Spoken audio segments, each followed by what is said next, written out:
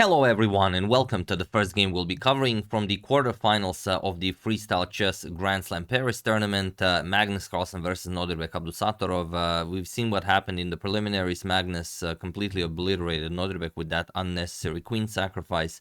If you haven't seen it, I made a video on it. Do check it out.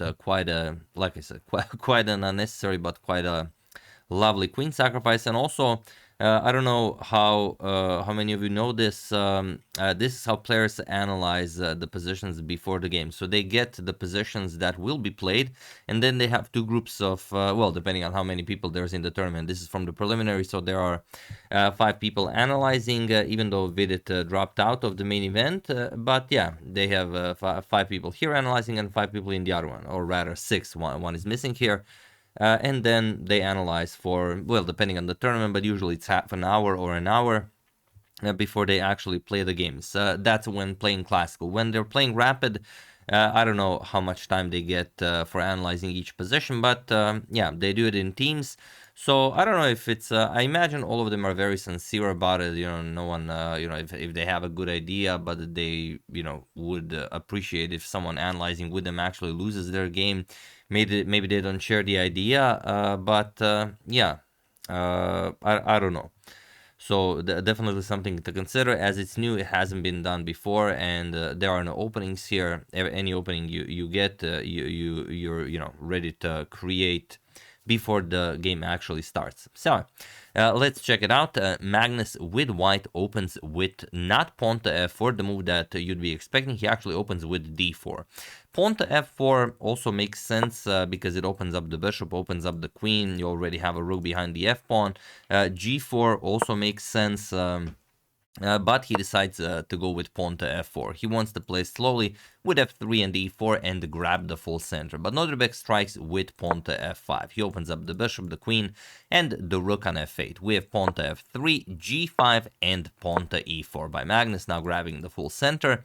Knight to g6 and knight to g3. We have knight to d6, and Magnus could advance the pawn to e5 to grab more space, but then maybe knight c4 can be a little bit annoying with control over that e3 square, and if you want to kick the knight away, then the knight gets to b6. So it's possible Magnus decides to play b3 first and simply take away the c4 square from the knight. Okay, pawn to e5, Magnus grabs more space, pawn to d5, pawn to h5, and now pawn to c4. Magnus sort of building a Christmas tree here, and I imagine in freestyle, or you know, in chess 960 in Fisher Random, you want to have as much space as possible. You do want that in regular chess as well, but in regular chess on move 7, your opponent knows how to play the opening. Here I imagine where your opponent has no idea how to deal with this position, it makes sense to control as much space as possible. h4 by Nodirbek, we have knight captures on f5, knight captures, e captures, and now knight to e7. He wants to collect on f5 with the knight, not with the rook. We have knight to e2 by Magnus, knight captures on f5, and now bishop to c2. We have pawn to d6, now creating a barrier here. And getting ready to develop. And the one thing that's very interesting about this position is, where do you think Magnus will castle and where do you think Nodirbek will castle? So Magnus decides to castle queenside right away. Okay, that is how castling is done in chess 960.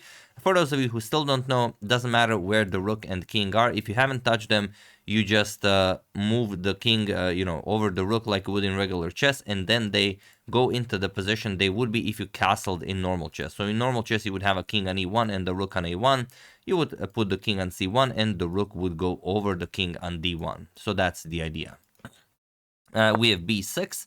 Pawn to h3, and now bishop to g6. We have bishop to f2, just nicely developing. Bishop to f6, Nodirbek does the same. Rook f to e1, and queen to g7. Now Nodirbek's bishop's looking really awesome here, putting pressure on Magnus's king side, or rather queen side, but there's a king there. Some of you also ask, should we call it a queen side because the queen's not really there?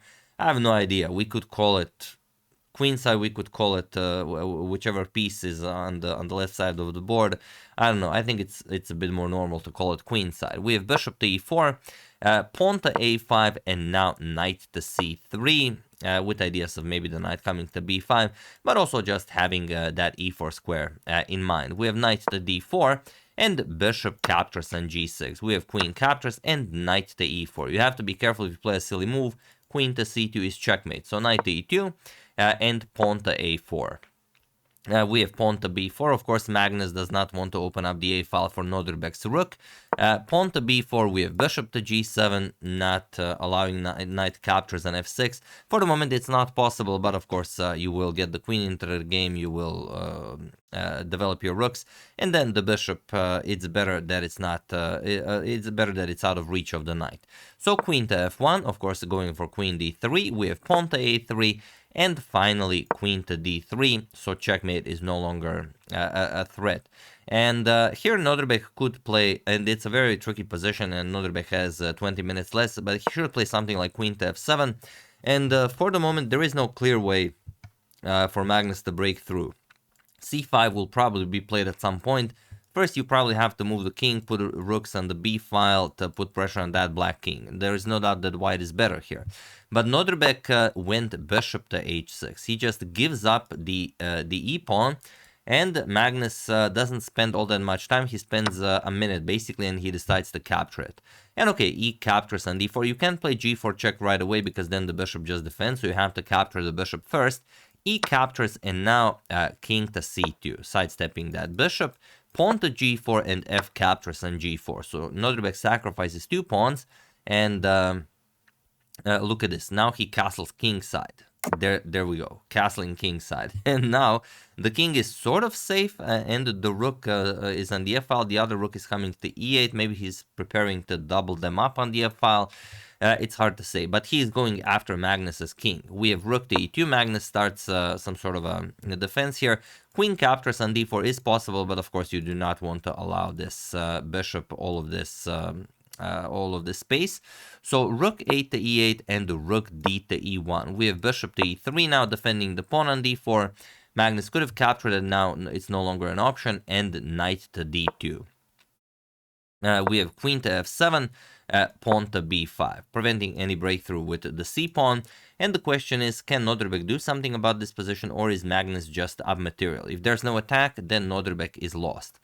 He plays bishop captures on d2, maybe waiting a little bit longer, maybe, you know, something, but there's nothing that makes sense. You could maybe put a queen on h6, put more pressure here, but there's nothing that you can do. You can only, you know, not play a bad move and wait for white to make a bad move. But okay, play bishop captures on d2, queen captures, we have rook captures on e2, and now rook captures on e2. Queen to f1, Nodirbek successfully infiltrates Magnus's position, but he also allows queen to g5 check. Queen to g5 check is the only winning move for Magnus, but it's not difficult to understand why. You will grab the h-pawn with check, and then you will go back and enjoy your extra material. King h8, queen captures with check, we have king to g8, queen g5 check, we have king to h8, and now queen to h6 check. King g8, queen to g6 check, and here Magnus won some time on the clock, and he now decided that, of course, the queen cannot end the game by herself, so queen back to d3. And also, you know, you have to be a little bit careful now. If the rook moves away from the back rank, then some rook e8 check could pick up the queen on f1. Of course, Nodirbek's not going to make a mistake like that, but still, you have to be careful. Oh, sorry about that move. Queen to a1, queen to a1 by Nodirbek, and now king to b3, rook to f1. So, is there a way for Nodirbek to go after Magnus's king? Well, there is rook b1, but is it really doing anything? Magnus just plays rook to d2. And it's the simplest possible way to play this position. Just threaten queen captures on d4. You know that if you trade queens, the king and pawn and rook endgame is winning. So that's pretty much it. Nodirbek could go rook b1 check, but then you capture on a3, and you're just not in time to get the rook all the way around to start checking, or some rook maybe here, because queen captures on d4 is coming, and black will have to trade. So after rook d2, rook to f4 was played, and now king captures on a3. And if you count the pawns now, it's 7 pawns to 3, with more pawns to fall shortly. Queen c1 check, king to a4, we have rook to e4, and rook to f2, preparing to go after the black king. Rook to e3, attacking the queen. And now You could capture on d4. Magnus plays it safe. He plays rook to c2, just offers a queen trade. Queen to a1, of course, Nodirbek cannot afford a trade, and queen to d2. Now asking, okay, what do you do here? Queen to b1, still, hoping for Magnus to make a mistake, but just queen captures on d4. And here we have rook to e5. King to g8, probably the most resilient way. Then if captures, you have captures with check, but of course, very little chance for that to happen. So rook to e5. And the rook to e2. Magnus ready to collect even more material. King to g8, and now you could capture, but then you allow queen captures on a2, which is still winning, but there's no reason to do it. Queen to d2 was played. Now everything is defended, and well, Nodirbek can basically resign, but with rook and queen on the board, of course, you will try everything. Queen f1, and now rook captures on e5. Queen captures on c4. King a3, we have d captures on e5, grabbing the rook, now creating a passed e-pawn. Queen g5 check, king to f7, and queen to f5 with check. King to g8, queen to g6 with check, king to h8, and queen to h6 with check. Magnus giving a few checks to gain more time on the clock.